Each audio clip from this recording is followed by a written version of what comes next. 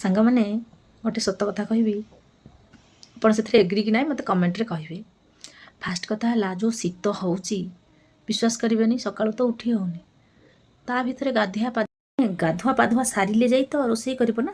ଗାଧୁଆ ପାଧୁଆ ସାରିକି ରୋଷେଇ କରିବାକୁ ବି ଇଚ୍ଛା ହେଉନି। ହେଲେ କ'ଣ କରିବା ଭାଇ, ଆମେ ମିଡ଼ିଲ୍ ଫ୍ୟାମିଲି ଲୋକ, ଆମେ ତ ଗିଜର ପାଣିରେ ଗାଧୋଇ ପାରିବୁନୁ। ପାଣି ଥଣ୍ଡା ହେଇଥାଉ, ବରଫ ହେଇଥାଉ, ସେ ଯାହା ବି ହେଇଥାଉ, କିନ୍ତୁ ଆମେ ଗାଧେଇବୁ। କାହିଁକି ନା ଆମେ ନ ଗାଧେଇଲେ ରୋଷେଇ କରିପାରିବୁନୁ ନା, ସେଥିପାଇଁ ଗାଧେଇବାକୁ ପଡ଼ିବ। ଆମେ ସେ ପାଣିରେ ବରଫ ହେଇକି ସିଝିଯାଉ କି ବରଫ ହେଇକି ଯାହା ବି ହେଇଯାଉ, କିନ୍ତୁ ଗାଧେଇବୁ, ଠିକ୍ ନା? ଭାଇ ବିଶ୍ୱାସ କରିବେନି କି ରେଟ୍ରେ ହେଉଛି ଶୀତ, ବାପରେ ମୁଣ୍ଡ ଖରାପ ହେଇଯାଉଛି ମୋର। ସବୁଠି ସବୁ ଜାଗାରେ ଶୀତ ସମାନ ଅଛି। ଲୋକ କହୁଛନ୍ତି ସହରରେ କମ୍ ଶୀତ, ଗାଁରେ ଅଧିକ ଶୀତ, କିନ୍ତୁ ସତରେ ସହରରେ ବି ଶୀତ ଅଧିକ ଅଛି,